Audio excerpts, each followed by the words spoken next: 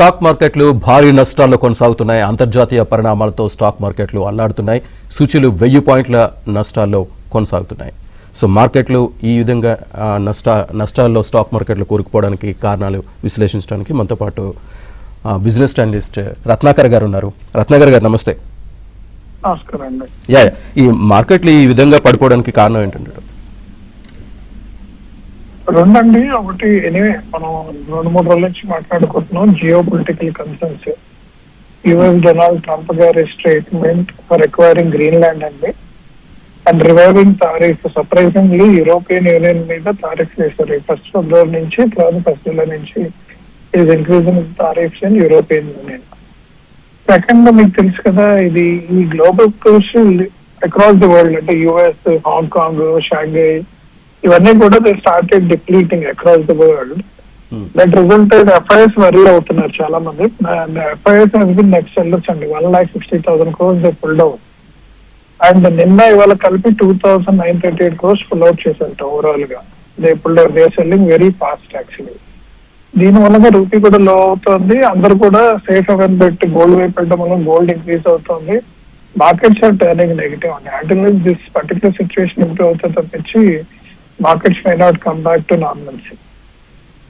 అంటే ముఖ్యంగా ఈ వాణిజ్య యుద్ధ భయాలు ఎక్కువగా మార్కెట్ మీద ప్రభావం చూపిస్తున్నాయని అనుకోవచ్చు. Definitely sir. అంటే ఈయన వేస్తున్న కామెంట్స్ కొద్దిగా నెగిటివ్ అవుతున్నాయి సార్. చాలా మంది వరీ అవుతున్నారు. ఇది ట్రంప్ గారు ఎటు నుంచి ఎటు వెళ్తారు ఏంటి అనేది ఎవరికి తెలియట్లేదు. ప్లస్ రెండోది మన క్యూపీ రివ్యూస్ చూస్తారు కదా, IT stocks not given positive output. ఈ రోజు డాక్టర్ రెడ్డిస్ కూడా they said they are not doing well. అంటే వాళ్ళు overall revenue growth, profit margin growth కూడా తగ్గిందని ఇందాక స్టేట్మెంట్ ఇచ్చాడు. అంటే it is showing some panicking situation. ఏంటి ఓవరాల్ గా బాగాలేదా లేకపోతే they giving forward looking statement బ్యాడా అనేది ఒక వర్రీ అయితే మొదలైంది ఇన్వెస్టర్స్ కి. అది కొద్దిగా నెగిటివ్ గా ఉందంటే మార్కెట్ సెంటిమెంట్ ఓవరాల్ గా నెగిటివ్ గా ఉంది. Not a positive support for say as on today అయితే. అంటే దేశీయంగా కూడా మన అంచనాలు అందుకోవట్లేదు. ఈ కార్పొరేట్ సంస్థల త్రైమాసిక ఈ రిజల్ట్ కానివ్వండి, ఈ బలహీనమైన అంతర్జాతీయ సంకేతాలు కానివ్వండి, వీటి ఎఫెక్ట్ కూడా మార్కెట్ల మీద బాగా చూపిస్తుంది అంటారు. ఉంది సార్. అంటే మీరు చూస్తే ఐటీ ఇండస్ట్రీలో స్లో డౌన్ ఉంది. జనాలు ఉద్యోగాలు కోల్పోయారు. ఫర్దర్ గ్రోత్ ఏం లేదు. మన ఇంట్రెస్టింగ్ ఆర్టికల్ రాస్తారు. IT industry net addition of people is less than 1% అంటే ఒకప్పుడు వాళ్ళు 10% గ్రోత్ ఇచ్చేవాళ్ళు ఎంప్లాయీస్ కి. So there is no uplift. Many mid level వాళ్ళకి జాబ్స్ పోయింది. దీని మూలంగా రియల్ ఎస్టేట్, కన్సంప్షన్ ఇవన్నీ తగ్గాయి. అంటే ఆటో ఇండస్ట్రీ పండగ ఫెస్టివల్ సీజన్ మూలంగా did well and GST rate cut has turn positive. But real sentiment on the ground is little slow అండి, లిటిల్ స్లో. ఓన్లీ మనకి positive side villages tier 2, tier 3 and పంటలు బాగా వస్తే they are delivering good.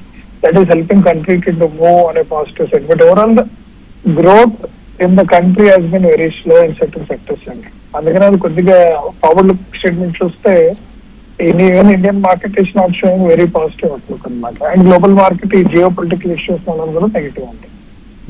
అంటే రూపాయి విలువ పతనం ఇంకా కొనసాగే అవకాశం ఉందంటారా సార్? ఉంటుంది సార్. మళ్ళీ ఎఫ్ఐఎస్ నెట్ సెల్లర్స్ అయ్యి మనం ఇంపోర్ట్స్ పెరుగుతున్నాయి, ఎక్స్పోర్ట్స్ తగ్గుతున్నాయి టారిఫ్ మూలంగా. ఇవన్నీ మనకి negative energy sir demand supply economics లో. రూపీ మీద ఇంకా కొద్దిగా ప్రెషర్ ఉంటుంది సార్. 92, 93కి వెళ్ళాలి అది. ఈవెన్ ఆర్బీఐ కూడా మన నిర్మలా సీతారామన్ గారు ఆర్బీఐ కూడా చెప్పారు main we will not be able to control అంటున్నారు ఆవిడ కూడా. సార్ ముడి చమురు ధరలు పెరగడం వల్ల కూడా ఎఫెక్ట్ ఉంటుందంటారా? అది ఉంటుందండి. మనకి ఈవెన్ $1, $2 పెరిగినా లార్జర్ ఇంపాక్ట్ ఉంటుంది. ఎందుకంటే గవర్నమెంట్ అందుకుంటే 10 to 15% of the vehicles will be EV and overall contribution EV పెంచుతా ఉంది. సర్ప్రైజింగ్లీ ఈవీ గ్రోత్ నార్మల్ గానే ఉంది. స్ట్రీమ్ లేదు. ఐస్ అంటే every 10 cars or every 10 vehicles అమ్ముతున్న దాంట్లో 7 vehicles are still ICE vehicles petrol and diesel మీద. And logistics is heavily dependent on them. So still we are dependent on oil and oil is the major consumption. Any increase in oil will have a negative impact on economy and dollar will getting strengthened day by day. Sir ఈ నిఫ్టీది కూడా జనవరి contracts అన్ని కూడా ఈ ముగింపు అంటే final స్టేజ్కి వచ్చేసాయి. PSC కూడా బ్యాంక్ సూచి కూడా తగ్గుతూ ఉంది. ఈ ఎఫెక్ట్ కూడా మార్కెట్స్ మీద పడుతుంది అంటారా? చాలా చిన్న ఎఫెక్ట్ అండి. It's not a major effect actually, small effect. But అది ఇప్పుడు దాన్ని భూతద్దంలో పెట్టి చూపెడుతున్నారు. But that is not a major effect as far as I am concerned. Okay. Major effect geopolitical uncertainty, weak tech performance Q3 earnings ఇప్పుడు వచ్చినవి కొద్దిగా negative అయ్యాయి ఐటీ స్టాక్స్ కి. So that has turn negative అండి market sentiment. కానీ stock మార్కెట్లు పడిపోతున్నాయి కానీ బంగారం ధరలు పెరగడాన్ని అసలు ఎలా చూడాలంటారు?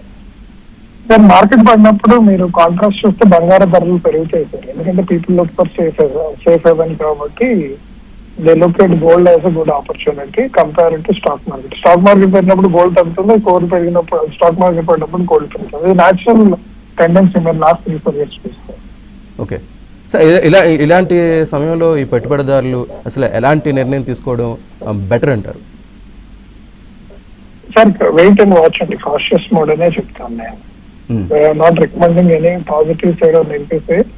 వెయిట్ అండ్ వాచ్ మోడ్ లో వెళ్తేనే మనం పాజిటివ్ గా ఆడమని చెప్తున్నాను. Okay sir, next 15 days wait and watch till budget comes out. Okay, thank you very much sir Ratnakar garu. Thank you.